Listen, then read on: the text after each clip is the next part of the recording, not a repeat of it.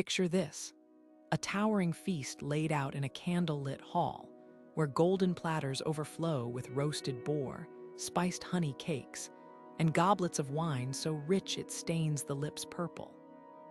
The air hums with music and laughter, the scent of saffron and cloves clinging to velvet robes. But step outside those castle walls, and the scene shifts dramatically. Bare fields, hollow-eyed children, and the desperate scrape of wooden spoons against empty bowls. This was the brutal duality of medieval life, where the line between feast and famine was as sharp as a butcher's knife. Food wasn't just sustenance in the Middle Ages. It was currency, power, and sometimes a matter of life and death. And the stories behind these meals, they reveal secrets about kings and peasants, wars and weddings, even the birth of traditions we still celebrate today. Think about the last time you sat down to a holiday dinner, the warmth of shared dishes, the way certain flavors evoke memories. Now imagine a world where a single bad harvest could mean starvation, where spices were worth more than gold, and where the right to eat bread could spark a revolution. The medieval table was a stage for drama, betrayal, and ingenuity. Ever wonder why we carve turkeys at Thanksgiving, or why sugar became a status symbol? It all leads back to these centuries, when every bite told a story. From the extravagant banquets of kings who used food to flaunt their wealth, to the clever tricks peasants devised to stretch a handful of grain, these aren't just tales of survival, they're lessons in human resilience. So pull up a chair, metaphorically of course, because we're about to journey through 26 unforgettable food stories from the Middle Ages. You'll meet a pope who outlawed fork use, a queen whose love of cheese changed trade routes, and the ordinary villagers who turned acorns into flour when wheat ran out. These aren't dusty old facts. They're vibrant, messy, and often surprising glimpses into a world where what you ate defined who you were. And here's the twist. Many of these medieval struggles, food waste, inequality, the quest for sustainability, echo loudly in our modern kitchens. By the end, you'll never look at your dinner plate the same way again. Ready to uncover the real flavors of history? Let's begin. The summer of 1315 should have been a season of plenty, but instead, the skies opened and refused to close. Rain fell in sheets for months, drowning fields across northern Europe until the very earth seemed to weep. Wheat rotted in the ground, livestock drowned in flooded pastures, and by autumn, the granaries stood empty. What followed was the Great Famine, 3 years of hunger so brutal that parents abandoned children, thieves gnawed on hanged corpses, and whispers of cannibalism crept through villages like a curse. This wasn't just bad weather. It was a climate catastrophe that exposed the razor-thin margins of medieval life. At the heart of the disaster lay a chilling truth. Europe's food system was a house of cards. Most peasants survived on bread made from a single annual grain harvest. When the rains came, there were no reserves, no trade networks robust enough to fill the gap. Towns hoarded what little they had, while starving crowds roamed the countryside, eating bark and family pets. Chroniclers wrote of people so desperate they dug up freshly buried bodies. The church, powerless to stop the suffering, declared it God's punishment. But the real culprit was simpler. Decades of population, growth had pushed farms onto marginal land, leaving no buffer when nature turned cruel. The famine's aftermath reshaped the medieval world. Grain prices skyrocketed to 6 times their normal rate, sparking riots where mobs stormed bakeries. Landowners, desperate to protect their dwindling stocks, raised taxes on the starving poor, fueling a class resentment that would later explode in revolts like the Peasants' Rebellion. And then, as if nature hadn't done enough damage, the weakened population faced an even deadlier threat, the Black Death, which arrived just 30 years later. The Great Famine proved something terrifying. Civilization's grip on survival was far more fragile than anyone had imagined. Today, as we face our own climate crises, those waterlogged fields of 1315 feel less like ancient history and more like a warning. King Richard II knew the power of a well-placed peacock. At his court in the late 14th century, banquets weren't mere meals. They were theatrical spectacles designed to awe and intimidate. Picture a hall draped in silk, where roasted swans paraded on silver platters, their feathers reattached to make them appear alive. Spices worth their weight in gold, pepper from India, cinnamon from Ceylon, were piled so high on dishes that guests sneezed from the aroma. This wasn't gluttony, it was edible propaganda. Every gilded pie crust, every sugar sculpture of a castle whispered the same message: challenge me if you dare. The king's most infamous creation, a dish called the rich man's shame, a hollow pie crust that, when cracked open, released live birds to flutter around the heads of startled nobles. The message was clear. Richard's wealth could be squandered on frivolities without denting his coffers. But behind the spectacle lay meticulous calculations. His master chef, the first recorded in English history, authored a cookbook filled with dishes dyed blue with crushed violets or gilded with edible gold leaf. These weren't recipes, they were blueprints for power. When rival lords questioned Richard's authority, he served them custard tarts shaped like royal crowns, a sugary reminder of who held the throne. Yet these feasts exposed a dangerous paradox. As peasants starved during the Great Famine's aftermath, Richard's extravagance fueled resentment. The same spices that dazzled ambassadors became symbols of inequality, with sermons condemning nobles who ate the tears of the poor. When revolts erupted, rebels didn't just demand lower taxes. They stormed manor kitchens, smashing the elaborate molds used to create aristocratic delicacies. Richard's downfall came not long after, proving that no amount of saffron could mask the scent of discontent. His banquets left an unexpected legacy, though. They transformed English cuisine forever, introducing ingredients like nutmeg and cloves to commoners once the spice trade expanded. What makes these feasts unforgettable isn't their excess, but their revelation of food's dual nature. A peacock could be both a delicacy and a threat, a sugar sculpture both art and arrogance.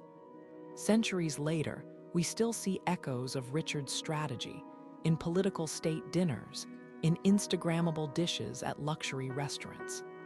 The lesson: when hunger meets power, the table becomes a battlefield, and every bite carries the weight of 1,000 words. The Black Death swept through Europe like a thief in the night, stealing not just lives, but the very means to sustain them. While the plague's staggering death toll, wiping out nearly half the continent's population, rightly dominates history books, its silent accomplice was hunger. Imagine villages where the only sound was the rustle of wheat, swaying in fields too vast for the few surviving hands to tend. With laborers buried in mass graves, orchards rotted on branches, dairy cows wandered untended, and mills stood eerily still. The plague's aftermath left survivors facing an impossible equation: fewer mouths to feed, but even fewer hands to sow, reap, or bake. This scarcity triggered economic earthquakes. Grain prices initially plummeted as demand collapsed, until the reality of collapsed supply sent them skyrocketing. A loaf of bread that once cost a penny now demanded 4, while the wages of surviving workers doubled or tripled as lords competed for their labor. For the first time, peasants held bargaining power, upending the feudal order. A farmhand who once bowed to his landlord could now demand payment in silver or simply walk away to better offers. The old rules of servitude crumbled faster than plague-stricken bodies. But the most profound changes appeared on dinner tables. With traditional crops like wheat too labor-intensive, survivors turned to hardier alternatives. Barley and oats, once considered peasant food, became staples, while protein sources shifted dramatically. The death of so many oxen forced farmers to replace plow teams with sheep, sparking a boom in mutton and wool production. Forests became lifelines, with foraging for nuts, berries, and wild game no longer just a supplement but a necessity. Even the humble rabbit gained prestige when overhunting made venison scarce. The plague also rewrote culinary geography. In Italy, the sudden shortage of vineyard workers led to the abandonment of marginal grapevines, concentrating wine production in ideal regions, a shift that still defines famous wine districts today.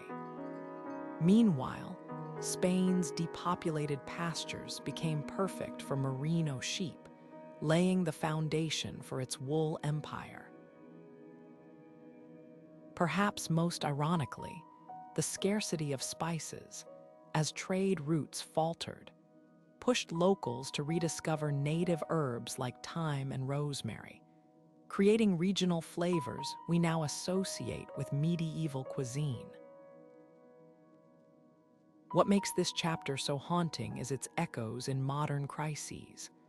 When COVID disrupted supply chains, we glimpsed a sliver of that medieval panic: empty shelves, hoarding, the fragility of just-in-time systems. The Black Death taught a brutal lesson. A pandemic's second wave isn't always disease. Sometimes, it's the sound of a stomach growling in a silent house, wondering where the next meal will come from. Yet from this devastation came unexpected gifts: the rise of the middle class, the birth of new industries, even the seeds of the Renaissance. Hunger, it seems, can reshape the world as powerfully as any plague. The coarse loaf clutched in a peasant's calloused hands told a darker story than any royal chronicle. This wasn't the fluffy white bread of modern bakeries. It was dense, dark rye, gritty with bran and sometimes flecked with unexpected ingredients. Acorns, ground tree bark, even crushed peas or beans might stretch the flour during lean times. In the worst famines, desperate bakers mixed in sawdust or chalk to add bulk, leaving eaters with stomachs full but bodies starving. Bread was so central to survival that medieval laws regulated its price and quality with terrifying precision. Bakers caught cheating customers faced public humiliation in the stocks. Their fraudulent loaves hung around their necks like shameful trophies. The difference between a full belly and revolt often came down to a single question: could peasants afford their daily bread? When harvests failed, prices soared, and families watched their children grow thin on famine bread made from weeds, rage simmered. In 1358, when French nobles raised taxes on flour during a shortage, mobs stormed grain stores in what became known as the bread revolts. Similar uprisings erupted across Europe, all sharing a chilling battle cry: when the bread fails, the people rise. Even the church recognized bread's sacred power. The Eucharist wafer, symbolizing Christ's body, was made from the same wheat peasants prayed to harvest. Yet this humble loaf also held unexpected power. Millers and bakers formed early guilds, some of the first labor unions in history, to protect their trade. Clever peasants developed tricks to survive scarcity, like fermenting dough for weeks to make sour bread that resisted mold. In Scandinavia, families buried rye loaves in birch bark to preserve them through winter, while German bakers created pumpernickel, a bread so dense it could last months without spoiling. These weren't just recipes. They were acts of defiance against hunger itself. The legacy of peasant bread echoes in our language. The word lord comes from the Old English, meaning loaf warden, while lady derives from or loaf kneader. Even today, we call essential workers the backbone of society, unaware the phrase originated from bread, the literal backbone of medieval life. Next time you pass a bakery, consider how that simple loaf once held the power to humble kings. After all, an empty stomach fears no gallows. A single pound of saffron could buy a horse. A chest of black pepper might purchase a small estate. In medieval Europe, spices weren't just ingredients. They were currency, status, and sometimes the spark that ignited wars. The journey of these flavors was as bloody as it was astonishing. Imagine a pinch of cinnamon traveling 12,000 miles, passing through the hands of Venetian merchants, Arab sailors, and Indian growers before dusting the rim of a noblewoman's goblet. Each grain carried the sweat of countless laborers, the risk of bandits, and the greed of kings. The spice trade was Europe's most dangerous gamble. Ships braved monsoons in the Indian Ocean, while camel caravans crept across deserts where bones marked failed expeditions. Pirates lurked off the coast of, and rival traders poisoned entire shipments rather than let competitors profit. The markup was staggering. Pepper bought for 2 gold coins in Alexandria could sell for 80 in London. No wonder merchants spun wild tales to justify the cost, claiming cinnamon grew in nests guarded by winged serpents, or that nutmeg could cure the plague. But spices were more than luxury, they were propaganda.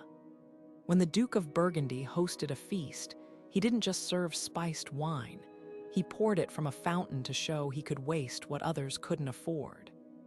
Kings gifted peppercorns like jewels, and dowries included cloves by the pound. The church, meanwhile, condemned the obsession, calling spices the devil's bait for inflaming vanity. Yet even monks secretly traded them. One monastery's records show saffron purchases that could feed a village for a year. The hunger for flavor reshaped the world. Venice grew fat on spice taxes, building marble palaces while its rivals schemed. Portugal's Prince Henry, the navigator, sent ships crashing onto African shores in search of pepper roots. And when he finally reached India in 1498, his first words weren't of discovery but commerce. "We seek Christians and spices." The quest would birth empires and drown others. Constantinople fell to the Ottomans in part because they controlled the land routes, choking Europe's supply. For the poor, spices were a cruel irony. They toiled in fields growing wheat for nobles' bread, but could never taste the pepper that seasoned it. When the Black Death emptied manor kitchens, survivors ransacked them not for gold, but for forgotten peppercorns in wooden chests. Today, we sprinkle cinnamon on oatmeal without a thought, but 600 years ago, that pinch could pay a soldier's wages. The true cost of flavor wasn't measured in coins. It was written in blood, sweat, and the relentless hunger for something more than mere survival. Behind the high stone walls of a medieval monastery, the rhythm of life pulsed to the cadence of prayer and the rumble of empty stomachs. Monks embraced hunger as holy discipline, following rules like saints decree that nothing is more contrary to the Christian spirit than gluttony. For nearly half the year, they survived on a single daily meal of bread, beans, and whatever vegetables their gardens yielded. Meat was forbidden entirely, except for the sick, who were served chicken broth as medicine. Yet these same austere men became unlikely pioneers of sustainable farming, turning barren land into lush vineyards and herb gardens that would put modern organic growers to shame. The monastic kitchen was a study in contradictions. While monks fasted, their abbeys brewed beer so nutritious it was called liquid bread and could sustain communities during Lenten fasts. Cistercian monasteries, with their sprawling granges, perfected crop rotation centuries before it became standard practice. They drained swamps, bred hardy livestock, and even developed early pest control by planting insect-repelling herbs among vegetables. Their secret: viewing agriculture as divine duty. A well-tended field, they believed, was as much an act of worship as a sung psalm. But piety often collided with privilege. Though rules forbade meat, abbots frequently dined on pheasant and venison in private chambers, arguing their leadership required fortification. Visitors' accounts describe abbey cellars stocked with fine wines, while ordinary monks drank watery ale. The most scandalous loophole: classifying fish as not meat, leading to elaborate feasts of pike, sturgeon, and even beaver tail, declared aquatic since it scaled like fish. By the late Middle Ages, some monasteries were notorious for hosting lavish banquets, where 60-course meals were served under the guise of charity to pilgrims. Yet their legacy endures in unexpected ways. Monastic herb gardens birthed modern pharmacies. Their peppermint tonics and chamomile salves were the era's most advanced medicine. Their beer recipes, like the 600-year-old one still brewed by Trappist monks today, revolutionized brewing. Perhaps most strikingly, their fusion of discipline and innovation offers a blueprint for our own times. In an age of climate crisis, their lesson is clear. Survival isn't about scarcity or excess, but about working with nature's limits, even if those limits were sometimes bent by a well-placed beaver tail on a fasting Friday. The sizzle of meat hitting a hot griddle, the tang of vinegar cutting through the smoky air. This was the soundtrack of a medieval city at noon. Forget images of everyone huddled over cauldrons in dim kitchens. The real culinary action happened on the streets. In places like London and Paris, fast food wasn't an innovation, it was a necessity. With apprentices, laborers, and merchants working dawn till dusk, few had time to tend a hearth. Enter the pieman, the oyster seller, the hot wine vendor with their steaming copper pots, turning city corners into impromptu diners centuries before food trucks existed. Take the humble meat pie, medieval Europe's answer to the grab-and-go burrito. Vendors sold them from baskets lined with cloth to keep them warm, the crusts thick enough to survive being tucked into a belt pouch. Fillings ranged from humble eel to luxurious venison, depending on the buyer's coin. Pastry wasn't just delicious, it was practical. The sturdy shell acted as edible packaging, protecting meat from flies and grime in an era before food safety laws. Church records even show bakers being fined for selling pies with too much air and too little rabbit, proof that medieval customers cared about getting their money's worth. Drinks got the fast food treatment too. Cuppers roamed markets with wooden tanks of ale strapped to their backs, doling out servings through taps. In winter, workers clustered around cellars of hot mulled wine believed to ward off chills and probably bad decisions. Then there was small beer, a low-alcohol brew drunk like water, since most cities' water supplies were suspect. For the truly time-pressed, vendors sold pre-chewed chewits, bite-sized fried dumplings that could be swallowed whole mid-errand. Convenience, it seems, has always been king. But street food had its dangers. Unscrupulous sellers padded meat with offal, or in notorious cases, ground-up animal bones. Pies might be reheated for days until the filling spoiled, leading to laws requiring vendors to shout hot pies, so customers knew they were fresh. Yet despite the risks, these bustling stalls laid the groundwork for modern food culture. The same urban crowd that fueled medieval fast food would later demand coffee houses, then diners, then drive-thrus. The pieman's cry of good pies, hot pies, echoes today in every "Would you like fries?" with that a reminder that hunger and haste are timeless. The firelight of a Viking longhouse didn't just illuminate raucous warriors tearing into roasted boar. It flickered over something far more surprising. Delicate glass cups holding imported wine, bowls of barley porridge sweetened with wild honey, and platters of salted cod so meticulously prepared it could last through winter. Yes, the sagas love to recount legendary feasts where mead flowed like rivers and whole oxen were devoured, but archaeology paints a richer picture. These were people who understood that conquest required more than sharp axes. It demanded full bellies and well-stocked pantries. A Viking army, after all, marched on its stomach just like any other. Take their infamous love of meat. While it's true that feasts showcased roasted pork and venison, everyday meals leaned heavily on the sea. Cod bones found in Viking settlements tell a story of sophisticated preservation. Fish dried on coastal racks until hard as wood, then reconstituted into stews during long voyages. Dairy was equally vital.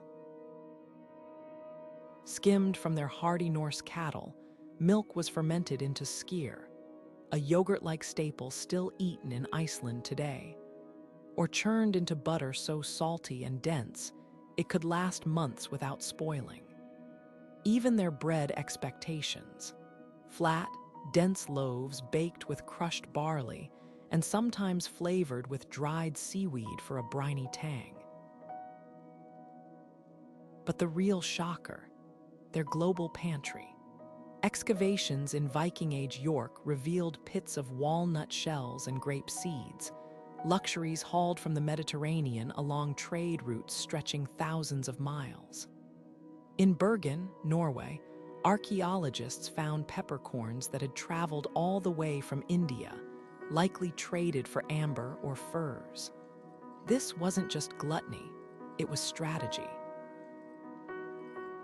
Serving exotic foods demonstrated a chieftain's wealth and connections, ensuring loyalty from warriors who might otherwise seek a more generous leader. The most revealing discovery: a Viking grave in Denmark held a woman buried with a wooden plate, still bearing traces of garlic and mustard, proof that flavor mattered as much as sustenance. These were people who seasoned their fish with dill, brewed time-infused ale, and even preserved fruits in honey like miniature medieval jams. Their feasts weren't mere displays of excess. They were carefully crafted rituals binding communities together. When a chieftain raised a horn of mead, he wasn't just celebrating. He was reinforcing bonds, rewarding loyalty, and proving his ability to provide. So the next time you picture Vikings, Forget the cartoonish image of barbarians gnawing on half-raw meat. These were culinary pragmatists whose survival depended on preserving every scrap of nutrition, whose trade networks spanned continents, and whose feasts were as much about psychology as protein. In a world where hunger could unravel an army faster than any battle, the real Viking secret weapon might have been there. The creak of a castle's well chain was the sound of doom during a siege. As attackers circled beyond the walls, the real enemy wasn't arrows or catapults. It was the slow, gnawing emptiness spreading through defenders' bellies. A well-stocked fortress might hold months of grain, but when those sacks ran low, survival became a gruesome arithmetic. Horses, precious war engines worth a farmer's yearly wages, were butchered first. Then went the dogs, the cats, even the rats that had once been pests became prized catches. Chroniclers tell of soldiers boiling leather belts into gelatinous soup, chewing on parchment for the trace of animal glue in the binding. Every scrap became currency.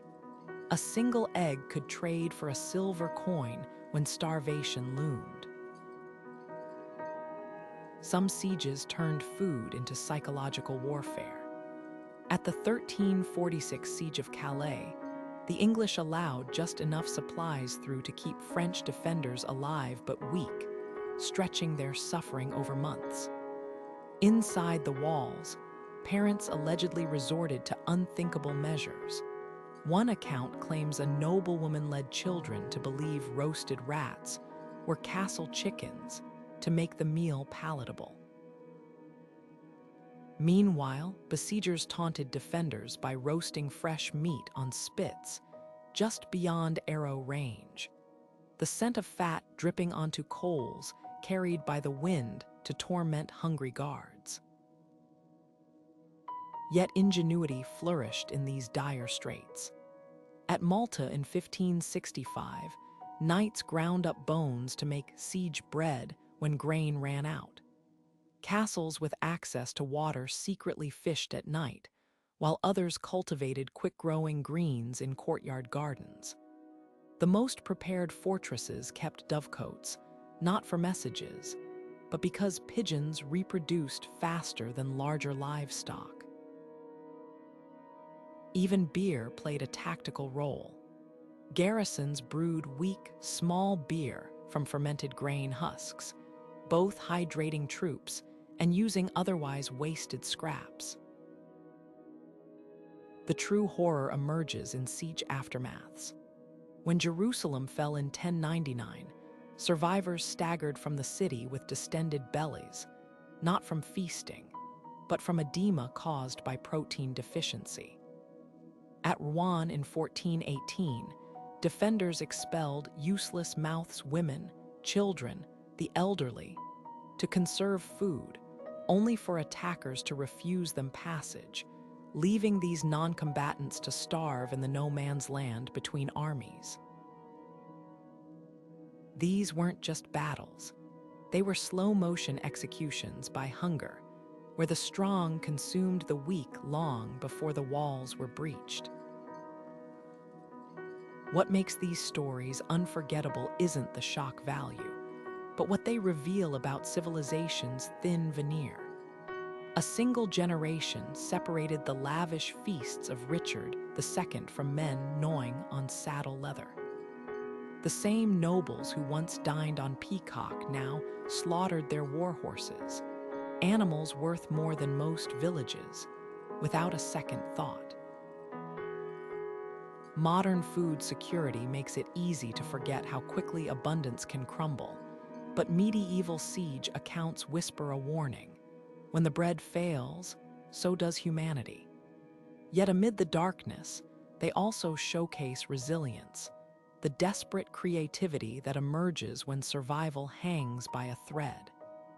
Perhaps that's the real siege diet's legacy, not just what was consumed, but what the human spirit could endure. In the dim light of a medieval apothecary's workshop, sugar wasn't stirred into tea. It was measured like gemstones, locked in wooden chests, and prescribed in tiny doses for ailments ranging from sore throats to heartbreak. Brought to Europe by Arab traders in the 12th century, these glistening white crystals were so precious that kings listed them in their wills alongside gold and jewels.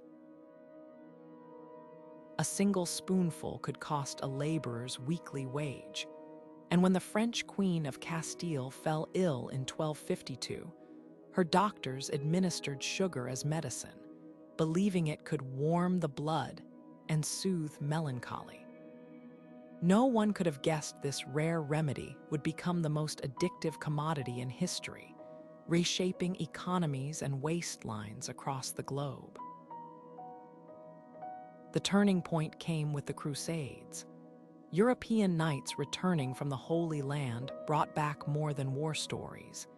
They developed a taste for the sweet salt Arabs used to preserve fruit and spice their drinks.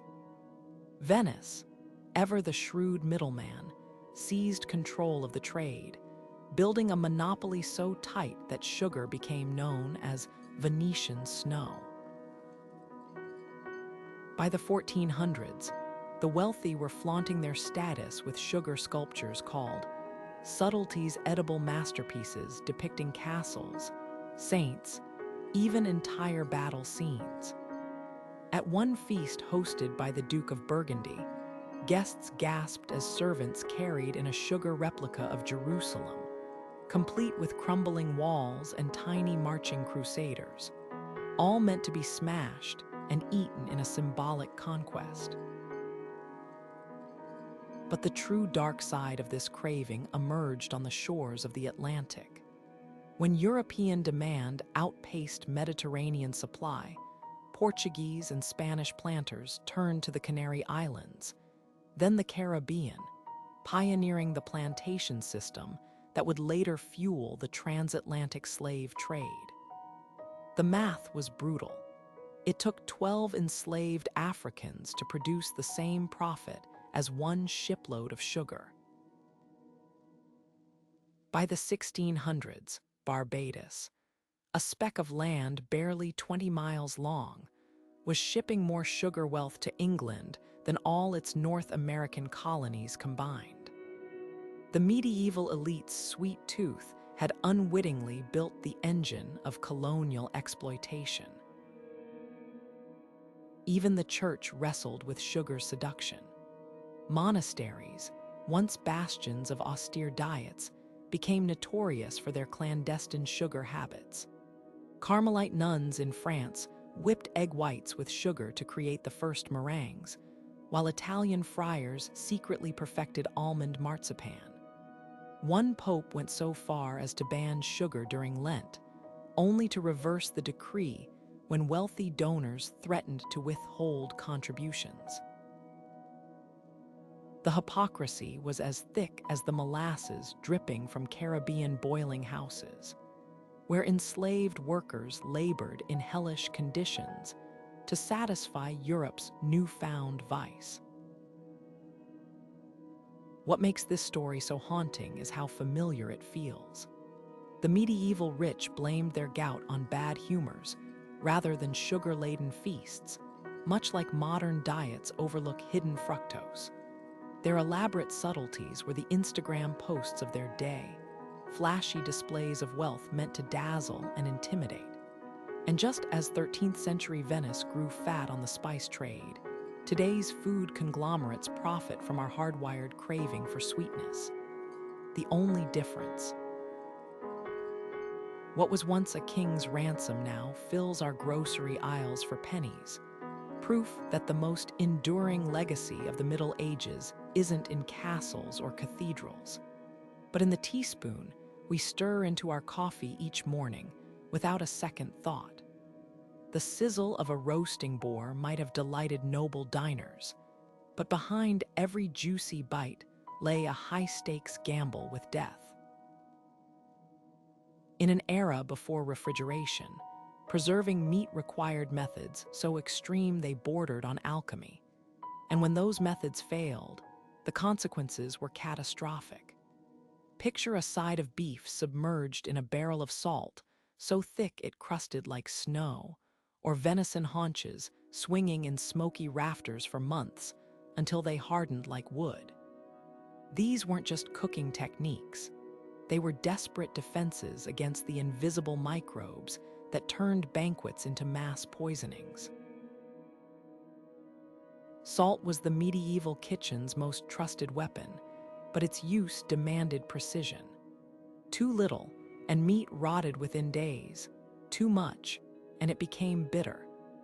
Wealthy households employed powderers, specialists whose sole job was to massage exact layers of salt into cuts, sometimes mixing in crushed juniper or bay leaves to mask the metallic tang.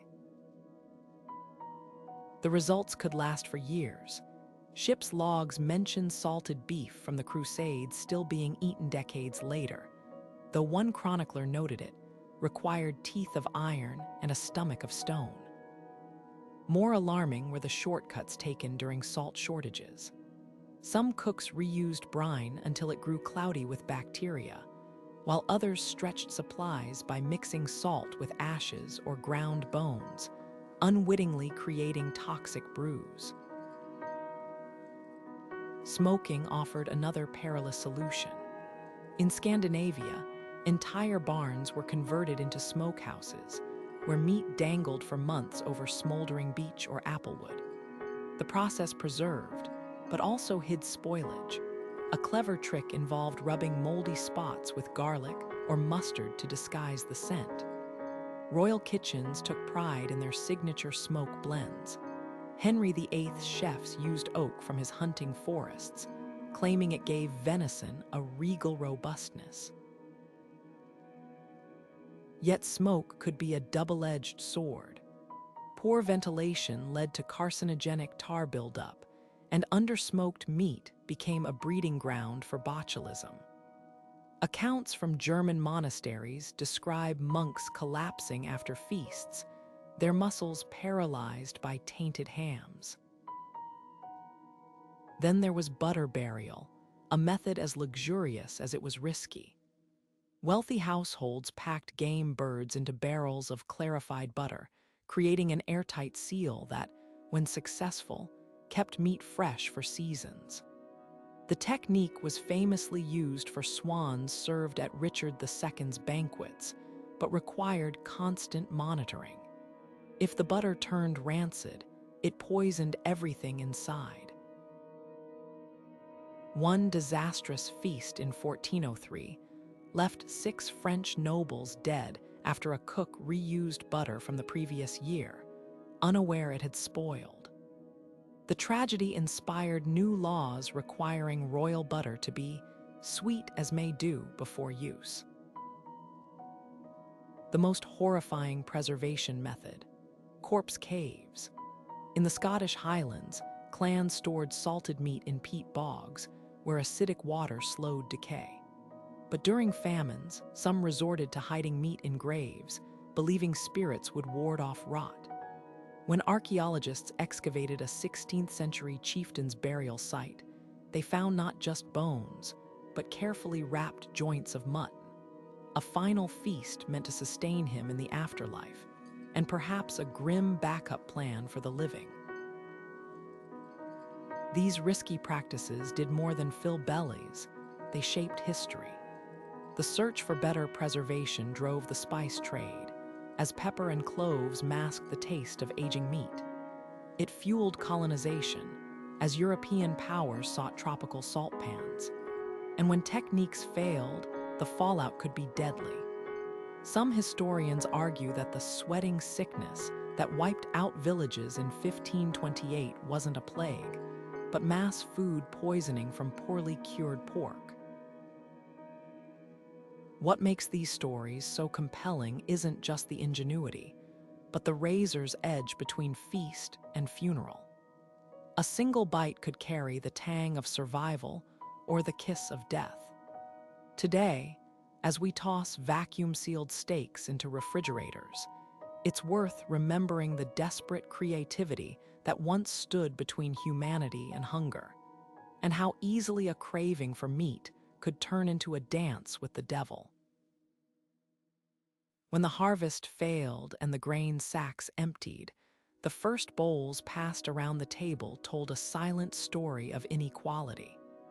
In medieval households, hunger wasn't distributed equally. It followed the cruel arithmetic of survival. Men, seen as breadwinners needing strength for labor, received the largest portions of bread or meat.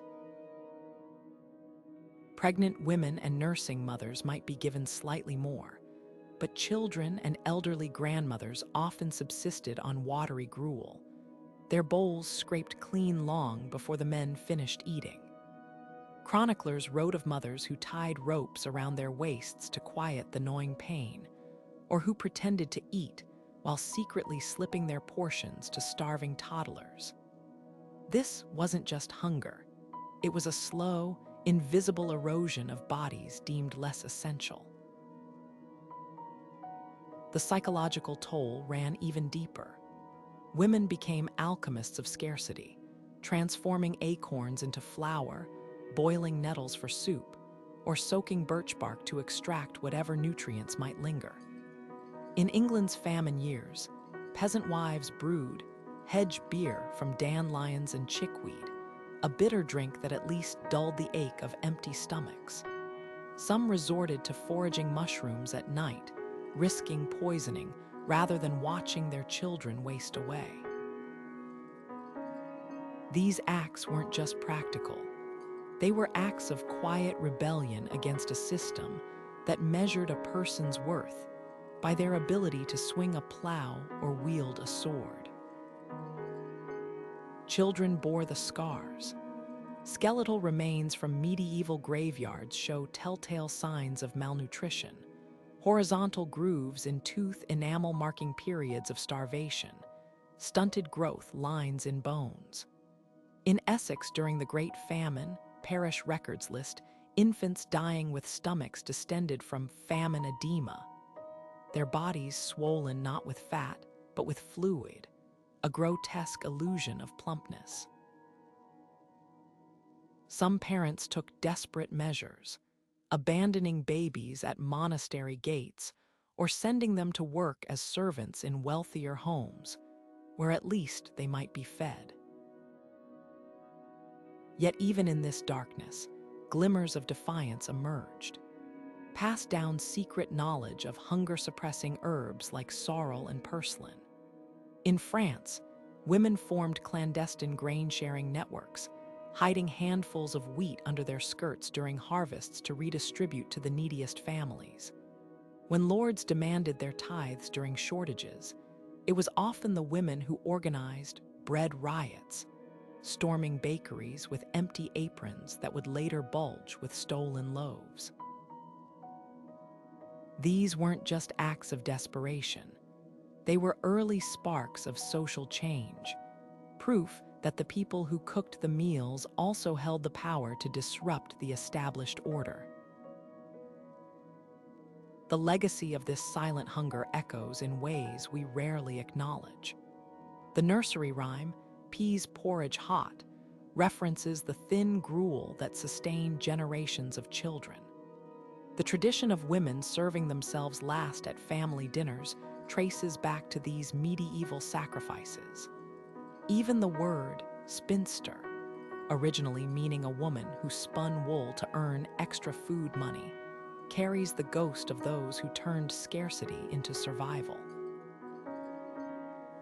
What makes these stories unforgettable isn't just the suffering, it's the unspoken resilience, the quiet revolutions simmering beneath every empty bowl. When we talk about medieval hunger, we often picture skeletal beggars in the streets, but the real tragedy unfolded in countless dim hearths, where mothers blew on spoons to cool broth they wouldn't taste, and children learned to chew slowly, making each meager bite last a little longer. The scent of smoked herring clung to medieval ports like a sacred incense, and the clatter of fishmongers' stalls became the unexpected soundtrack of Lenten devotion. When the church decreed that meat was forbidden on Fridays and throughout Lent, nearly a third of the year. It didn't just shape souls, it created an economic tidal wave. Suddenly, every pious Christian from king to peasant needed fish, and merchants scrambled to meet the demand. Barrels of salted herring piled up in Baltic ports, ponds were stocked with carp for quick harvests, and monasteries built elaborate fish ponds that doubled as both spiritual penance and profit centers. What began as a religious rule became one of history's most profitable loopholes. Take the humble herring, a fish so ordinary it was often fed to livestock. By the 1300s, the League, a network of northern European traders, had turned it into They perfected a preservation technique involving layers of salt and tight barrel packing, allowing herring to last for years. This white gold fueled entire cities. The Danish town became a bustling herring fair where merchants traded fish for spices, cloth, and even Baltic amber. The church's calendar had unwittingly birthed a commodity market so lucrative that wars were fought over fishing rights. When English and Dutch fleets clashed in the North Sea, they weren't just defending territory. They were guarding access to silvery shoals worth more than some kingdoms' treasuries. But the real ingenuity emerged inland, where monasteries turned fasting into an art form. Cistercian monks engineered elaborate stew ponds, cascading pools where fish fattened on grain scraps from the abbey's mills. By the time Lent arrived, these ponds yielded plump carp and pike, sold to nobles at premium prices. Some abbeys even classified beavers as fish. Their scaly tails and aquatic habits made for convenient theology, allowing wealthy patrons to enjoy fasting on roasted beaver tail. The loopholes didn't stop there. Wealthy households hired chefs to sculpt fish into meat-like shapes, pike stuffed to resemble ham, trout pressed into steaks, even almond milk dyed red to mimic blood-rare beef. Piety, it seemed, had a flexible menu. The Lenten economy reached its peak with the rise of stockfish, wind-dried cod from Norway so hard it could be used as building material until soaked back to edible form. Venetian merchants traded Mediterranean salt for Norse stockfish, creating a transcontinental trade that rivaled the spice routes. In London, the Fishmongers' Guild grew powerful enough to influence royal policy, while in Paris, fast-day fish markets sprawled across the Seine bridges. The irony was delicious. A rule meant to encourage humility had created fortunes so vast they built cathedrals. Yet beneath the commerce lay a darker truth. As demand outpaced supply, fraud flourished. Vendors dyed old fish with saffron to mimic freshness, stuffed cod bellies with rocks to add weight, or sold Lenten eels that were actually strips of cow intestine. Regulations, one 15th century law required fish to be sold under sunlight so God may witness the honesty, but greed, like hunger, found ways to endure. The legacy of this holy market still swims through our kitchens. This ancestor, those medieval barrel-packed herrings, the sushi craze, a distant cousin to monks, vinegar-preserved carp. Even the modern seafood supply chain owes its roots to Lent's logistical challenges. What began as 40 days of self-denial became a centuries-long lesson in how faith moves markets, and how hunger, whether spiritual or physical, always finds a way to be fed.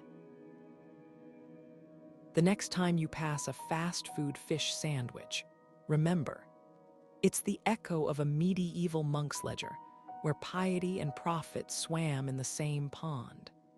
The bubbling cauldrons in a monastery's brewhouse worked miracles far beyond intoxication.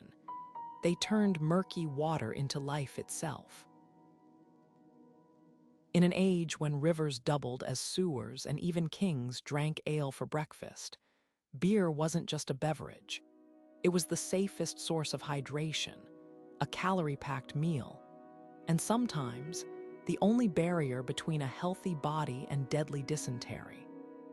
Monastic brewers didn't just perfect recipes, they transformed brewing into sacred science, calibrating each batch to sustain communities through fasts, famines, and backbreaking labor. A single vat of small beer, lightly alcoholic and packed with nutrients, could keep a dozen workers fed through a winter day when bread ran low. The magic lay in the process. Unlike modern beers brewed for flavor, medieval ale was essentially liquid porridge. Monks boiled grain mash for hours, extracting every possible calorie, then fermented it just enough to kill pathogens while preserving precious carbohydrates. The result? A cloudy, slightly sour drink thicker than water but thinner than soup, often flavored with whatever herbs grew nearby. Heather for bitterness, bog myrtle for a piney tang, or even ground ivy to ward off spoilage. Records from Abbey in Switzerland reveal brewmasters adjusting strength by need. Strong double beer for feast days, weak table beer for children and the sick, and spiced Lenten ale to sustain monks during meatless fasts. But monastic brewing wasn't just about survival, it was big business. By the 12th century, abbeys like in Belgium and in Bavaria operated industrial-scale breweries, their copper kettles gleaming like sacred relics. Some monasteries sold surplus ale to fund building projects, while others traded it for spices or manuscripts. The Trappists took it furthest, decreeing that beer must be brewed within abbey walls by monks' hands. For charity, not profit, a rule still followed today in breweries where their rare ales command pilgrim-like devotion from beer enthusiasts. The true testament to ale's importance, its role in social contracts. Landlords paid workers partly in beer, a practice called beer wages, while brides received brewing rights as dowry gifts. When the Bishop of Worcester tried taxing local brewers in the 1400s, women led riots that forced him to back down. Even children drank small beer, though parents often diluted it further with water or milk. The line between brewery and bakery blurred completely in places like Finland, where families baked beer bread from spent grain, ensuring nothing went to waste. What makes these brewing traditions unforgettable isn't just their ingenuity, but their legacy. Modern craft brewers still use medieval techniques like open fermentation and barrel aging, while Belgian owes its citrusy zest to the same orange peel monks once added to mask funky flavors. The next time you sip a pint, consider this. That frothy glass is the descendant of a sacred recipe that once kept civilizations alive, one nourishing, slightly boozy gulp at a time. While noble feasts boasted peacock and venison, the real heroes of medieval survival grew quietly in peasant gardens, humble, hardy vegetables that could weather frost, drought, and even war. Cabbages clung to frozen earth long after other crops failed, their thick leaves layered like armor against the cold. Onions, buried in straw-lined pits, stayed fresh through winter, their pungent bite cutting through the monotony of grain porridge. And then there were beans, the miracle crop that not only filled bellies but enriched exhausted soil, their twisting vines climbing rough-hewn trellises like living ropes thrown to a drowning population. These weren't just foods. They were lifelines woven into the very fabric of peasant ingenuity. Take the humble bean, a staple from England to Egypt. Unlike temperamental wheat, thrived in poor soil, their roots fixing nitrogen to rejuvenate tired fields. Peasant families soaked them overnight, then mashed them into thick pastes flavored with wild garlic or bacon rinds when meat was scarce. In Lombardy, farmers dried broad beans into flour, creating a bread that lasted months without molding, a secret weapon against famine. But beans had a darker side too. When harvests failed and beans became the only protein, overconsumption led to a condition causing jaundice and even death. Survival, it seemed, carried its own brutal calculus. Cabbages played an equally vital role. Medieval varieties were tougher than modern ones, with leaves so fibrous they required hours of boiling. Yet this resilience made them indispensable. In Slavic regions, families fermented cabbage into sauerkraut, harnessing natural probiotics to prevent scurvy during endless winters. Scottish crofters buried whole heads in sand pits, creating a preserved vegetable stash that could outlast sieges. Even cabbage pests became food. Boiled aphids added protein to thin broths when meat was unthinkable. The vegetable was so vital that Charlemagne decreed every imperial garden must grow it, calling cabbage the physician of the poor. Then there were alliums, onions, leeks, and garlic, the medieval world's antibiotic pantry. Welsh laws leeks as essential rent payments, while English herbalists prescribed onion syrup for everything from coughs to sword wounds. Garlic's potency became legendary. Balkan shepherds wore garlands to ward off plague and hung braids in birthing rooms to cleanse the air.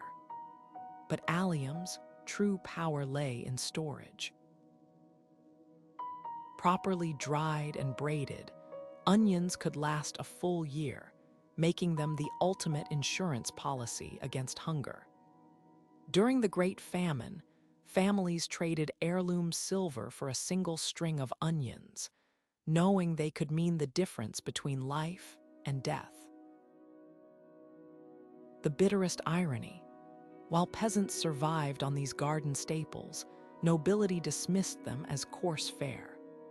Medieval dietetics classified vegetables as cold and wet, fit only for laborers who needed roughage to purge excess humors. At a 1483 banquet in Burgundy, a visiting lord recoiled at being served cabbage, declaring it fit for swine, not men of blood. Yet when plague or siege struck, those same nobles would raid peasant cellars, their scorn forgotten in the face of empty larders. What makes these vegetables unforgettable isn't just their resilience, but the quiet revolution they represent. Peasants didn't just endure, they experimented, creating preservation techniques we still use today. Their fermented sauerkraut paved the way for kimchi and pickles. Their bean rotations inspired modern sustainable farming, and their onion braids hang in modern farmhouses as both decor and silent tribute. The next time you push aside a side of greens, remember, those unassuming plants once held empires together, one stubborn root at a time. The golden crust of a medieval loaf might hide more than just wholesome grain. It could conceal a handful of chalk dust, a dash of ground bones, or even a sprinkle of plaster scraped from cathedral walls. While modern foodies romanticize medieval cuisine as pure and unprocessed, the truth was far messier. Food fraud wasn't just common, it was an open secret, with bakers, brewers, and vintners employing tricks so brazen they'd make a modern counterfeiter blush. In 1439, a London baker named Richard Beyer was dragged through the streets with a stale loaf tied around his neck for mixing sawdust into his flour. A punishment meant to shame, but one that barely dented the thriving trade in adulterated goods. Take wine, the lifeblood of medieval trade. Wealthy merchants demanded deep ruby hues, so unscrupulous vintners added everything from elderberry juice to toxic lead oxide to achieve the perfect color. Lead, sweet to the taste but deadly over time, became the era's most notorious additive, blamed for everything from gout to madness. Pope Clement V allegedly died from lead-adulterated wine, his chronic pain and erratic behavior matching modern descriptions of heavy metal poisoning. Yet despite known risks, the practice persisted, with some vintners arguing a little lead was safer than drinking green wine that hadn't aged properly. The line between preservation and poisoning blurred with every sip. Bread, the cornerstone of survival, faced even more creative tampering. Flour stretched with ground peas, bean meal, or even acorns wasn't just a cost-saving measure. It was often a necessity during lean harvests. But some went further. White bread, a status symbol, was sometimes whitened with alum, a mineral causing stomach ulcers or chalk, giving it the appearance of fine quality while padding the baker's profits. In Paris, authorities installed bread courts, where suspicious loaves could be tested by dunking them in water. Pure wheat bread sank, while adulterated versions floated like tiny, fraudulent rafts. The spice trade, already rife with middlemen marking up prices, became a playground for deception. Pepper, the most coveted spice, was routinely bulked up with juniper berries or dried dung. Saffron threads might be interlaced with dyed strips of beef tendon, while cinnamon sticks sometimes hid cores of cheaper cassia bark. One Venetian merchant's ledger boasted of turning 1 pound of genuine ginger into 3 by mixing it with grated breadcrumbs and turmeric. The wealthy, ironically, faced the most risk. Their demand for exotic looks and flavors made them prime targets for the era's most elaborate scams. What makes these deceptions so fascinating isn't just their audacity, but their echoes in modern food scandals. The 21st century has seen everything from melamine in baby formula to horse meat passed off as beef, proof that the temptation to cut corners is as old as commerce itself. Medieval cities eventually responded with some of history's first food laws. London's Assize of Bread in 1266 set strict standards for weight and quality, while Nuremberg's beer purity law of 1487, later borrowed by Germany, banned dubious additives. These weren't just regulations. They were early recognitions that trust is the most essential ingredient in any meal. So the next time someone praises the purity of ancient foods, remember the medieval baker kneading plaster into dough, or the vintner stirring lead into wine. Our ancestors didn't live in some untainted culinary Eden. They navigated a marketplace where hunger and greed often outweighed caution. Their struggles with adulteration mirror our own, reminding us that the battle for safe, honest food isn't a modern innovation, but a fight as old as the first loaf ever sold. The clatter of silver platters and the laughter of nobles echoed through Westminster Palace on that sweltering June night in 1381, while just beyond the Thames, the embers of rebellion glowed in the hollow eyes of starving peasants. King Richard II's banquet was no ordinary feast. It was a spectacle of excess designed to impress foreign dignitaries. Swans roasted in their feathers, pies bursting with live birds, and rivers of spiced wine flowing through fountain centerpieces. But the real cost wasn't counted in gold coins. It was measured in the backbreaking labor of serfs, who just endured another round of crushing poll taxes to fund this very display. When word reached the countryside that their sweat had bought gilded sugar sculptures while their children gnawed on tree bark, the explosion was inevitable. The spark flew from an Essex village, where tax collectors demanding yet another shilling encountered something unexpected: refusal. Soon, thousands of peasants armed with scythes and pitchforks were marching on London, led by the fiery preacher John Ball, who thundered a question that would echo through history. When Adam delved and Eve span, who was then the gentleman? Their demands were startlingly simple: an end to serfdom, fair wages, and the right to eat the fruits of their own labor. As they surged into the city, their first targets weren't castles or barracks, but the symbols of culinary oppression. The Savoy Palace of the king's uncle, where they smashed wine barrels and threw silver plates into the Thames, shouting, "We are men oppressed, not thieves."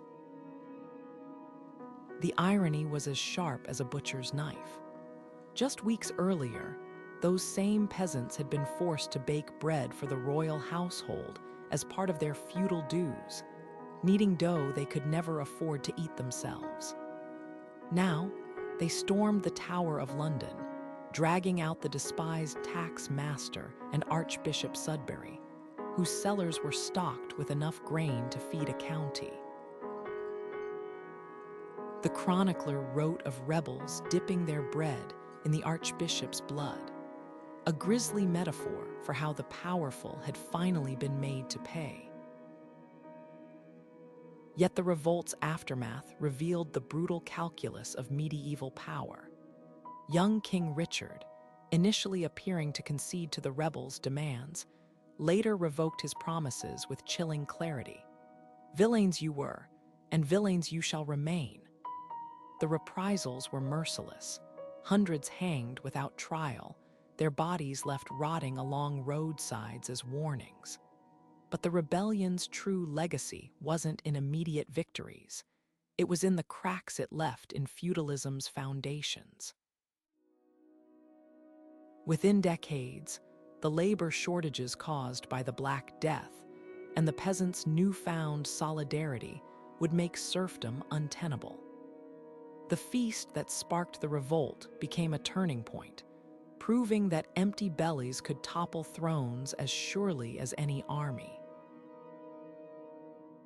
What makes this story unforgettable isn't just the violence, but the menu.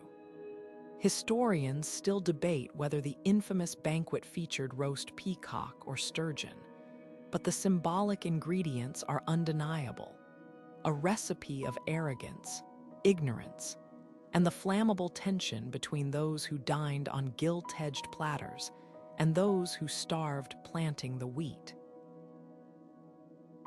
Today, as food prices spark protests from Paris to Jakarta, the peasants' revolt stands as a timeless lesson.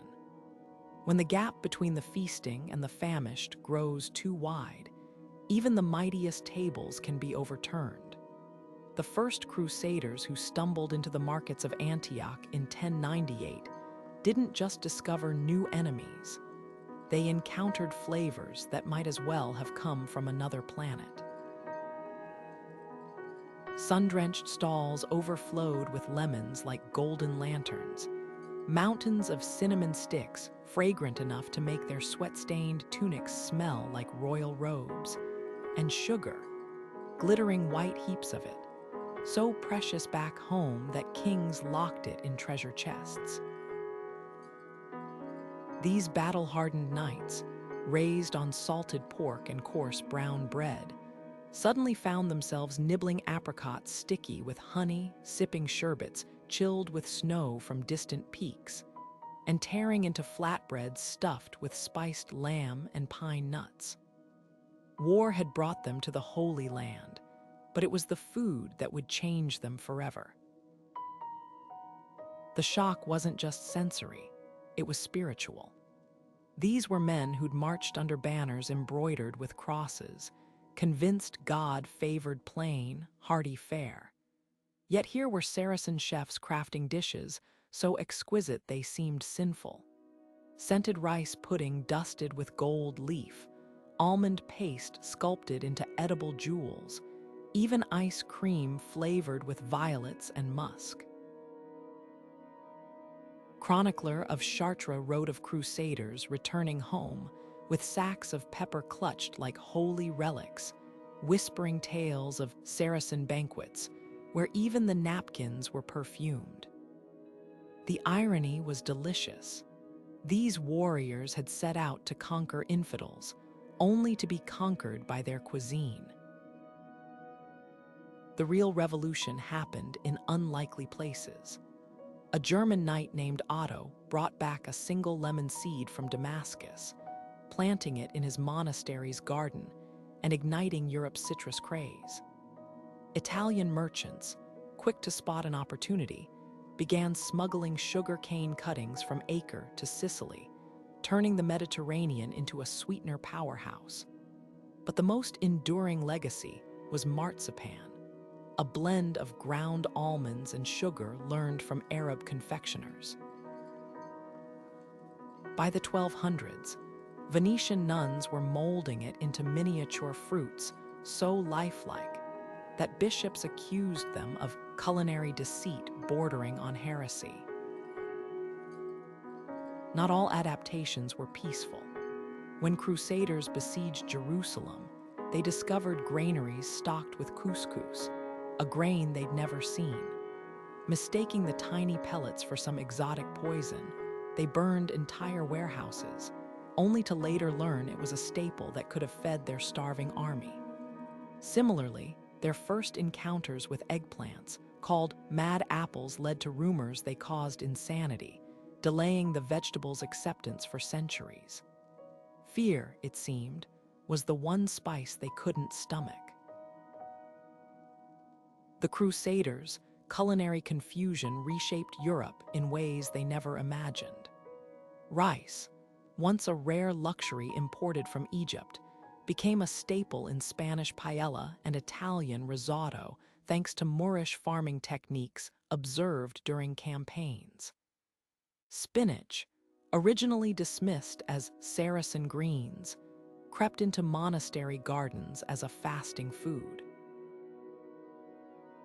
Even the humble fork, long reviled as an effeminate Eastern affectation, slowly gained acceptance after Byzantine princesses used them at diplomatic banquets. The real spoils of war weren't gold or land, but the flavors that would simmer in European kitchens for centuries. What makes this cultural collision so compelling isn't just the exchange of ingredients, but the reluctant admission that the enemy might know something worth learning. Crusaders who'd marched off singing of smiting infidels returned whispering recipes for chicken with figs, or instructing their cooks to prepare the meat in the Syrian style. The next time you sprinkle cinnamon on your oatmeal or savor a bite of marzipan, remember, these are the delicious, unintended consequences of holy war, proof that even the clash of swords can't drown out the sound of a stomach growling for something new. The wooden clappers' hollow knock announced their approach before the shadows of their hooded figures appeared at the village edge. Lepers, medieval Europe's most feared outcasts, weren't just starving for food. They were starving for touch, for dignity, for the simple right to stand near a baker's stall and inhale the scent of fresh bread. Banished beyond town walls by laws that forbade them from touching market goods or drawing water from communal wells, their meals came from charity tossed into their begging bowls like scraps to a stray dog. A 14th century leper hospital's ledger from Lincolnshire tells the grim math. 2 herrings and a loaf of stale bread divided among 12 people for a day's ration. This wasn't sustenance. It was slow surrender to a double hunger of the body and the soul. The cruelty lay in the details. While nobles feasted on spiced meats, lepers received the cheapest, least nutritious cuts, animal heads, trotters, or organs considered unfit for others. Some towns mandated that bread given to lepers be marked with charcoal crosses, ensuring no one would accidentally eat tainted food. A law required lepers to carry tongs to pluck coins from fountains without touching the water, their very presence seen as contaminating. The irony. Many so-called lepers likely had psoriasis or eczema, their only crime being visible skin conditions in an era terrified of disease. Yet even in this enforced starvation, glimmers of defiance shone. At the leper colony of Saint Cloud near Paris, residents secretly cultivated vegetable gardens behind their huts, trading surplus turnips with sympathetic farmers for eggs or cheese. In York, a group of lepers pooled their meager alms to buy a communal cooking pot, taking turns preparing thin broths flavored with wild thyme. The most heartbreaking ingenuity came from Scotland, where exiled lepers on the Isle of May scratched recipes into cave walls, not for themselves, but for future outcasts who might find shelter there. These scratched words were less about food than hope, a message that someone, once, had cared enough to leave instructions for survival. The church's role twisted between compassion and complicity. While monasteries operated leper hospitals like London's, where patients received ale brewed with nutrient-rich herbs, some clergy preached that leprosy was divine punishment for sin. This belief justified horrifying rituals.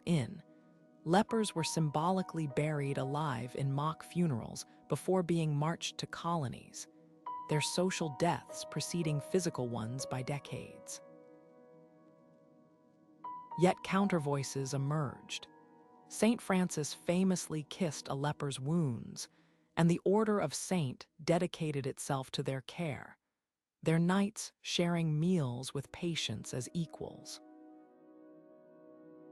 What makes these stories unforgettable isn't just the injustice, but the echoes in modern exclusion. The wooden clappers lepers carried to warn of their approach find their parallel in today's NIMBY protests against homeless shelters. The marked bread resembles food banks where recipients must prove worthiness. When we isolate the sick or poor as medieval towns did lepers, we repeat history's oldest lie: that hunger is somehow deserved. The next time you pass a soup kitchen or a hospital, remember the forgotten meals of those medieval outcasts, and ask whose plates were still leaving empty. Deep in the cool, damp cellars of Cistercian monasteries, wheels of cheese aged like treasure in a vault, each one a silent investment in survival. Medieval Europe didn't just eat cheese, it built empires on it. A single wheel of aged cheddar could buy a cow, a parcel of land, or even a soldier's loyalty. When the English crown needed to provision armies marching to France, they didn't pack gold. They shipped crates of crumbly, salt-crusted Cheshire cheese, knowing its high fat content would keep men fighting longer than bread alone.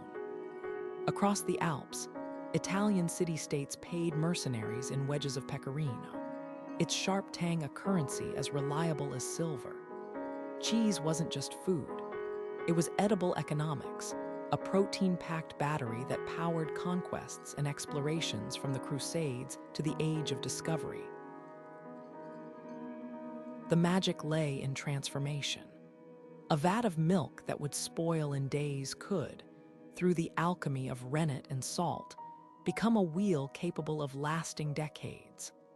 Monasteries perfected this preservation science, turning their abbeys into medieval cheese laboratories.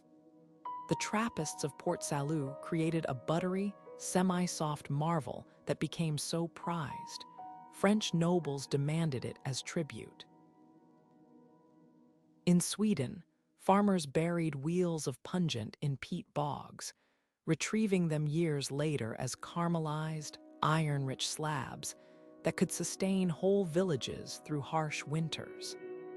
Even the humble cottage cheese, strained from leftover whey, became a peasant's protein lifeline when meat was scarce. Cheese also shaped trade routes in unexpected ways. The salty, durable from Parma became a staple on Venetian merchant ships, its ability to withstand months at sea making it as valuable as spices. Spanish shepherds moving flocks along the trails carried manchego, its olive oil coating preventing mold during long journeys. And when Norse explorers sailed to Greenland, their longships' ballast wasn't rocks, it was skyr, the thick, yogurt-like cheese that could last entire Arctic winters without spoiling. But cheese's darkest chapter unfolded on the battlefield. During the 100 Years' War, English were rationed a daily pound of hard cheese, a strategic advantage over French troops relying on perishable bread. The tapestry even depicts Norman soldiers looting English cheese stores after Hastings, recognizing their military value. Later, Napoleon's quartermasters would calculate that one wheel of contained enough calories to feed 3 grenadiers for a week, making Swiss Alpine dairies as strategically vital as armories. What makes these cheese stories unforgettable isn't just their practicality, but their cultural fingerprints. The holes in Swiss Emmental weren't accidents. They resulted from meticulous hay loft aging techniques that trapped carbon dioxide. The blue veins in Roquefort, a happy accident when a shepherd abandoned his lunch in a limestone cave, allowing penicillium mold to work its magic. Even today, when we snack on string cheese or great Parmesan over pasta, we're tasting the legacy of medieval ingenuity, proof that sometimes the mightiest civilizations aren't built on steel or gold, but on something as simple as curdled milk patiently waiting in the dark. Flip through a medieval cookbook, and you'll find recipes that would make a modern chef's head spin: infused custards, venison stews thickened with almond milk, even mock fried eggs crafted from pressed fish and saffron-stained cheese. This wasn't the monotonous gruel of Hollywood films. It was a culinary universe where creativity danced with constraint. Take a dish fit for kings, a creamy blend of shredded chicken, rice, sugar, and ground almonds, tinted blue with violets or green with parsley juice. Or consider the edible sculptures that crowned feasts, castles molded from spiced marzipan, pies that erupted with live birds when cracked open, even a roasted peacock sewn back into its iridescent feathers to appear alive on the platter. These weren't just meals. They were theater, chemistry, and status symbols all in one bite. The sophistication extended to flavors we'd consider avant-garde today. Medieval gourmands adored sweet and sour combinations. Think pork glazed with honey and vinegar, or pears poached in wine with cinnamon and black pepper. Verjuice, the tart juice of unripe grapes, lent brightness to sauces centuries before lemons became commonplace. Even their spice blends would baffle modern palates.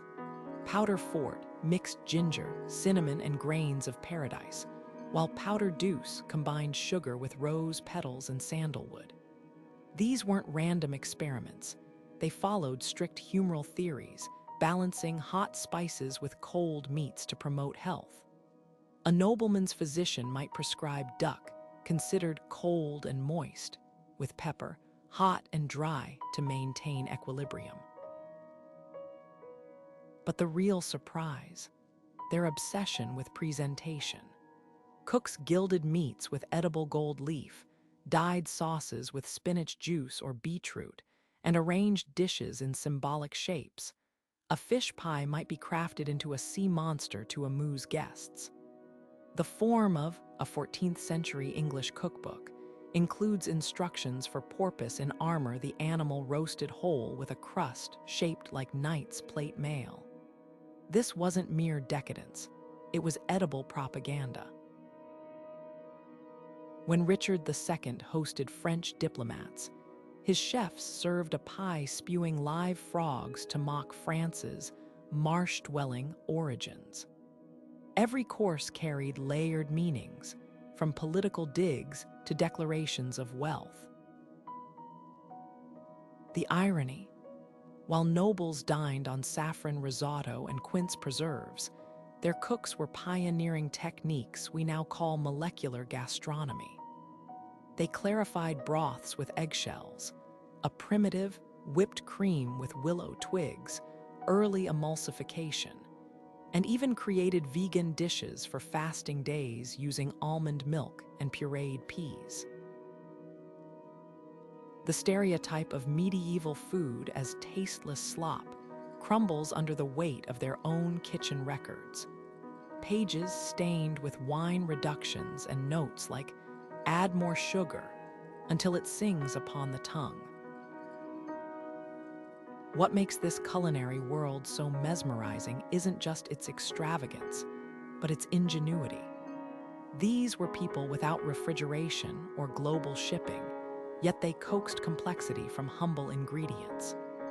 A single feast might showcase the tartness of fermented verjuice, the umami of aged cheese, and the floral notes of elderflower syrup, flavors still trending in gourmet restaurants today. The next time you see a medieval banquet reduced to a greasy turkey leg in some fantasy film, remember the truth. Those tables groaned under the weight of a cuisine as nuanced, inventive, and culturally loaded as any Michelin-starred tasting menu.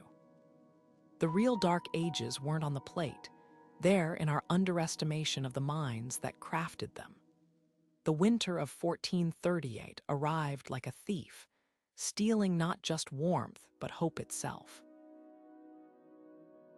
Rivers froze solid by November, their icy jaws snapping shut on mill wheels that normally ground precious grain. Fields that should have slept under a gentle blanket of snow instead hardened into stone, their frozen crusts shattering plow blades like glass. By spring, the desperate scratching of peasants digging for edible roots replaced the usual chorus of planting songs.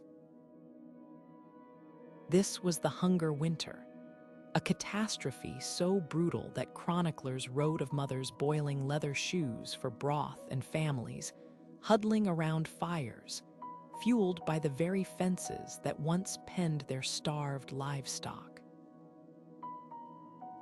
At the heart of this tragedy lay a chilling economic truth. Famine wasn't just nature's cruelty, it was a calculated opportunity. Grain merchants in walled cities like Bruges and Cologne hoarded their stocks, watching prices climb as stomachs shrank. A baker was torn apart by a mob after being caught selling loaves padded with sawdust and crushed nutshells. Meanwhile, tax collectors still demanded their dues, stripping villages of the last handfuls of seed grain needed for next year's planting. The rich didn't just survive, they thrived. Landlords expanded their estates by foreclosing on starving tenants, while speculators bought up futures on next year's harvest at starvation prices.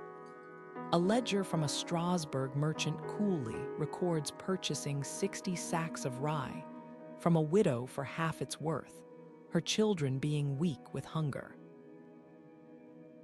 The church's response exposed its own hypocrisy. While bishops preached charity, many monasteries locked their granaries, claiming divine exemption from sharing.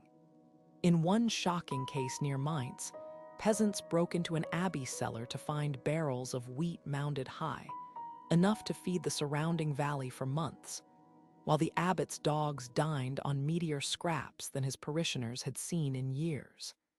Yet even in this darkness, unexpected heroes emerged. A few landowners, like the Count of Cleves, mortgaged their jewels to buy grain for their people.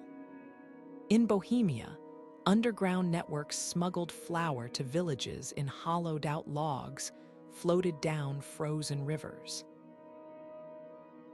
The Hunger Winter's true legacy wasn't just the bodies, though mass graves from Denmark to Bavaria still bear silent witness, but the economic scars that lingered for generations. Survivors who'd watched their children wither while barns stood full developed a visceral distrust of markets and authority. This rage would later fuel the German peasants, wars, and shape early guild movements demanding fair prices. Even the weather patterns shifted folklore. For centuries after, Alpine farmers planted famine crops of quick-growing turnips as insurance against late frosts. What makes this forgotten crisis so haunting is how precisely it mirrors modern inequities. The medieval rich didn't cause the frost, but their systems ensured they profited from it, just as today's food speculators trade wheat futures while children starve in Yemen. The Hunger Winter whispers a warning across 6 centuries. Civilization is only as strong as its willingness to feed the weakest. When the frost comes again, and it always does, will we repeat their mistakes, or finally learn that no castle walls are high enough to keep out the consequences of collective hunger? The howl of a hungry dog took on a sinister new meaning during the worst famines of the Middle Ages. When crops failed and livestock starved, the line between pet and protein blurred with terrifying speed. Parish records from the Great Famine of 1315 list chilling transactions. 1 shilling for a hound's haunch, 3 pence for cat stew. Butchers in London's Smithfield Market allegedly hung stretched-out dog skins near their stalls as warnings, not against cruelty, but as proof they weren't passing off canine meat as mutton. The grim truth: in a world where survival outweighed sentiment, even the loyal hound curled by the hearth could become tomorrow's broth. What makes these choices so haunting isn't just the act itself, but the elaborate justifications woven around it. Medieval scholars debated whether eating dogs violated religious taboos, with some arguing that only household familiars were forbidden. Stray dogs, they claimed, were fair game. Legal codes twisted themselves into knots. A 14th century Frankfurt law fined citizens for slaughtering dogs within city walls, not out of compassion, but because the stench of roasting, cur meat, offended noble noses. Meanwhile, medical texts warned that dog flesh could cause melancholy or madness, yet still included recipes for canine pottage as emergency sustenance. The hypocrisy was as thick as the smoke rising from makeshift, where pets became provisions. Archaeology offers even darker clues. Excavations at the Scottish castle of revealed bones from small dogs with knife marks consistent with skinning and butchering, dated to the famine year of 1339. In Normandy, a mass grave of cats showed signs of being boiled for their marrow after the flesh was stripped away. Most chilling are the accounts from the Siege of Paris in 1492, where survivors reported neighbors disappearing overnight and suspiciously meaty stews appearing in their absence. While outright cannibalism remained rare, the willingness to consume companions spoke volumes about the fragility of medieval morality when hunger clawed at the door. Yet even in this darkness, glimmers of resistance flared. Some families chose starvation over betraying their animals. Diaries from the time mention children sneaking scraps to hidden pets, despite their own hollow bellies. In Ghent during the hunger winter of 1438, a group of women allegedly stormed a butcher's shop after catching him selling cat meat as rabbit, destroying his stall while shouting, "Better empty hands than bloody mouths." Their protest wasn't just about fraud. It was a last stand for the bonds that once made them human. The legacy of these desperate meals lingers in unexpected ways. Modern phrases like dog-eat-dog world and putting the cat in the pot trace back to these grim chapters. Veterinary historians note a surge in pet burials after major famines, as if survivors sought to atone through ceremony. And when contemporary food shortages spark debates about insect protein or lab-grown meat, we're grappling with the same question medieval faces stared down. How far would you go to fill the pot when the larder's bare? The answer, then as now, reveals less about our stomachs than our souls. Imagine holding a handwritten parchment where the ink still smells faintly of vinegar and smoke.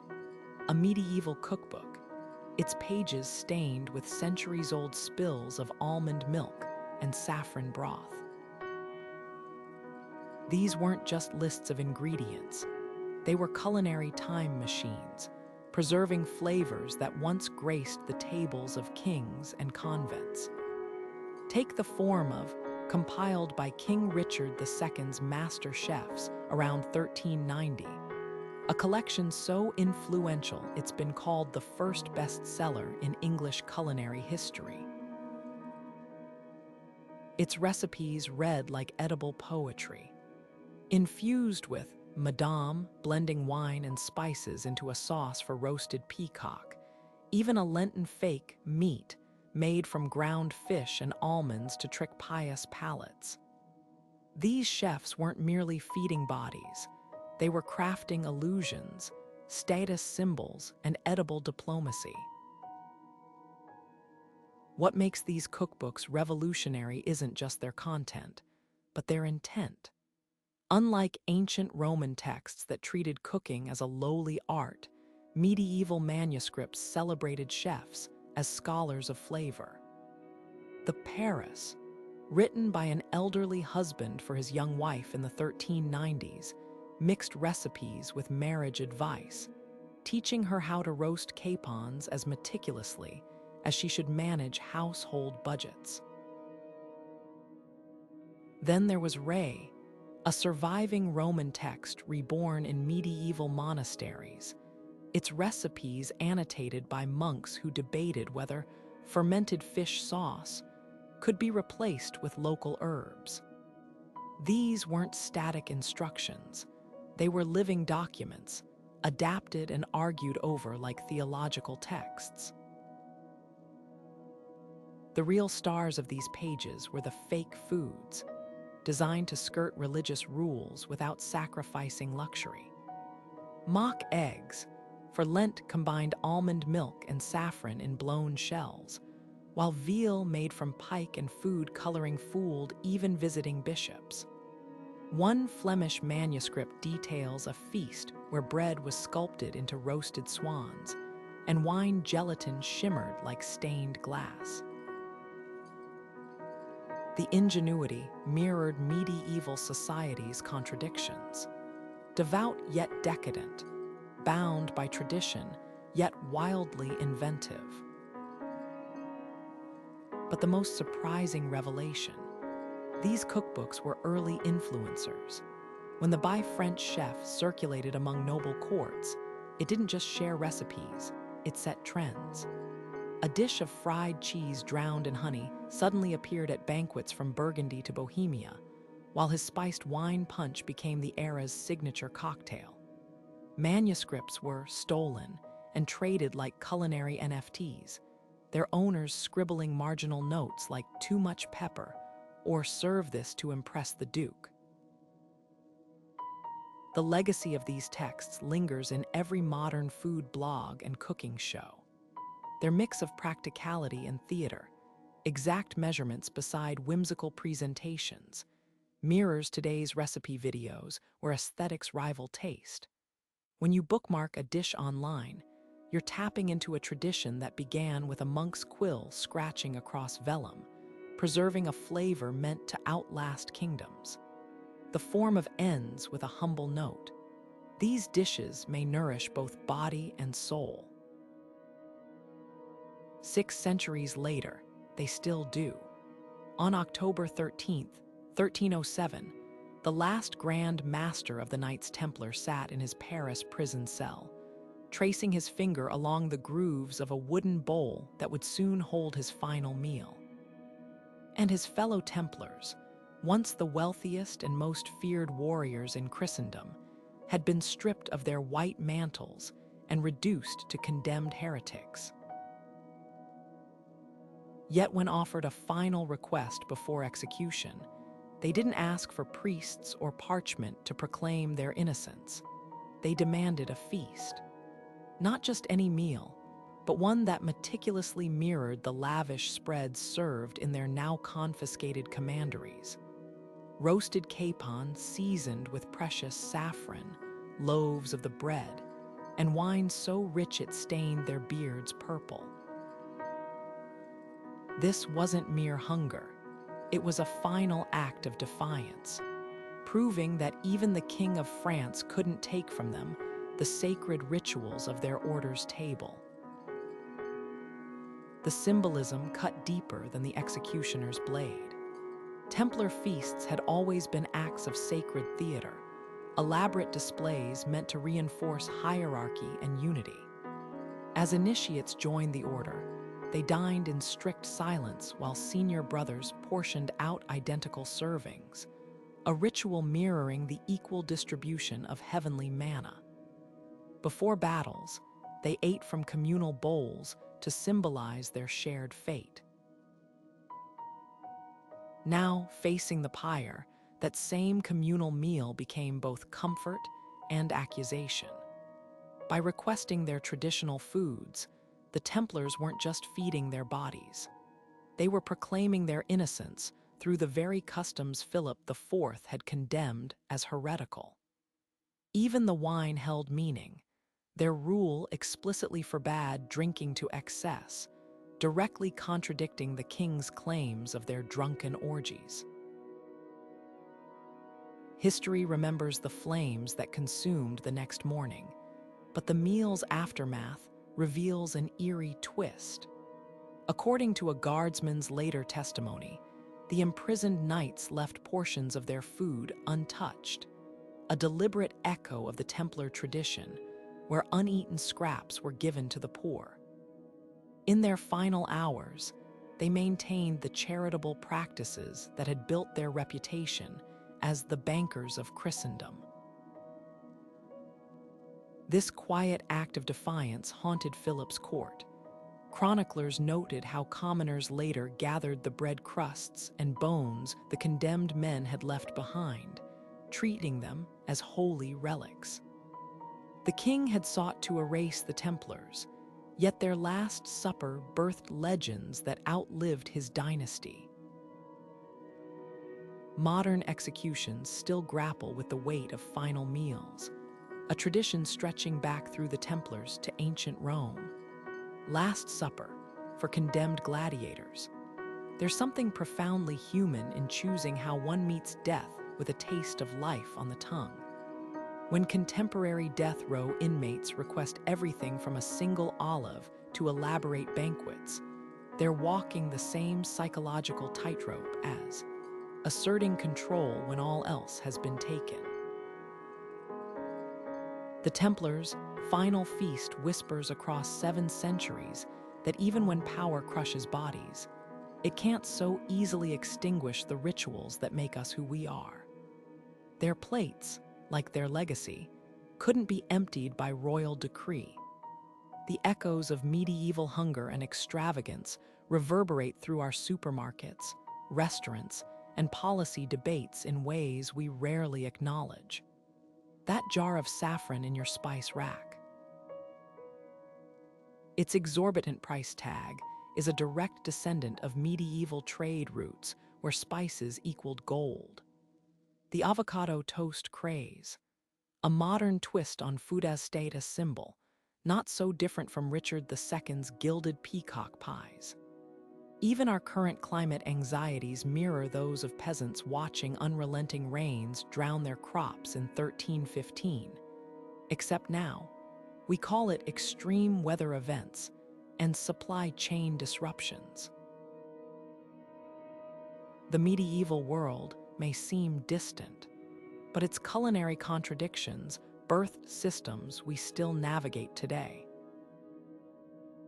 Consider food waste, a sin so grave in the Middle Ages that stale bread became thickeners for soup and apple cores fed livestock.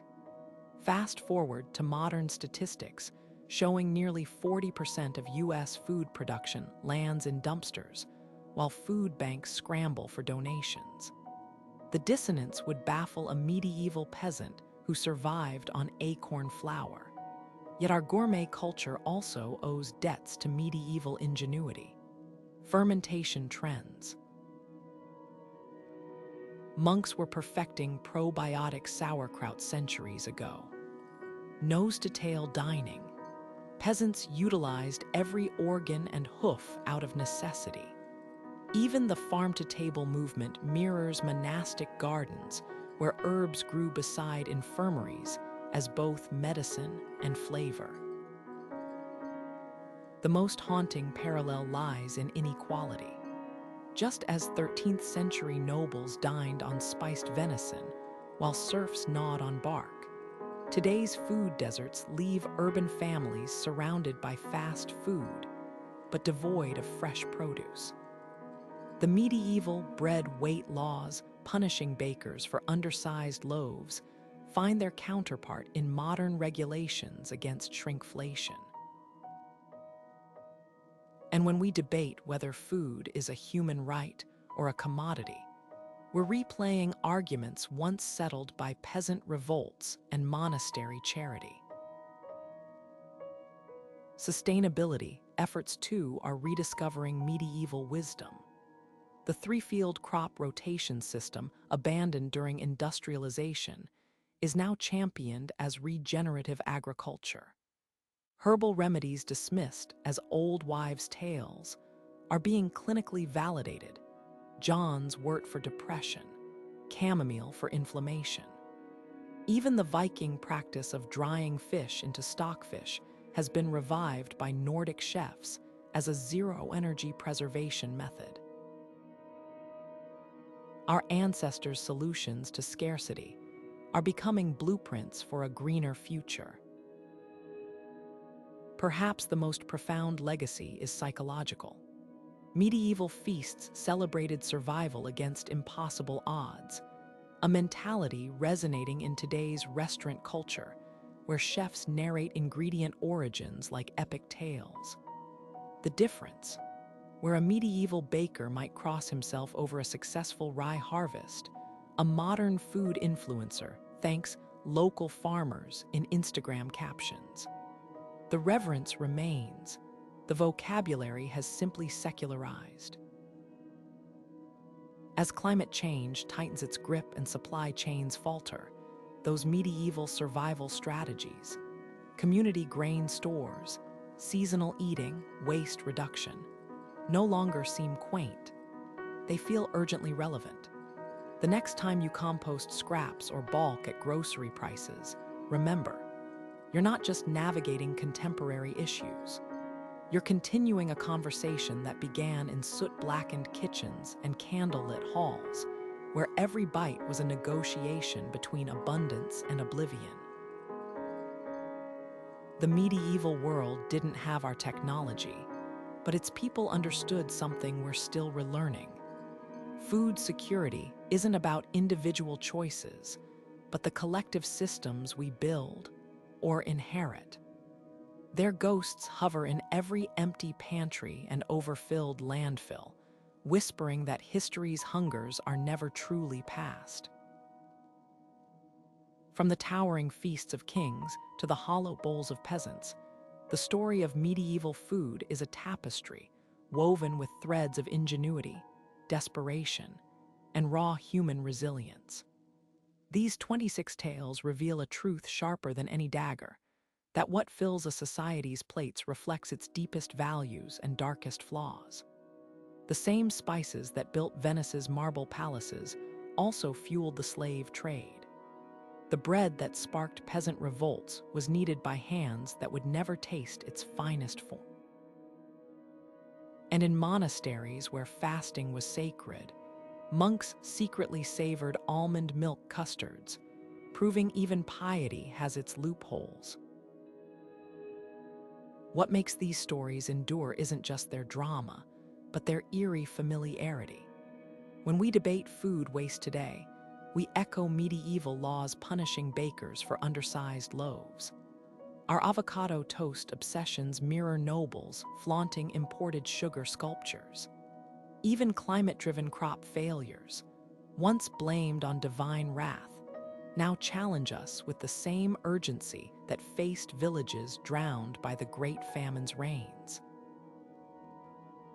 History's hungers are cyclical, and the medieval table offers a playbook we'd be foolish to ignore. The real lesson: survival has always demanded both innovation and empathy.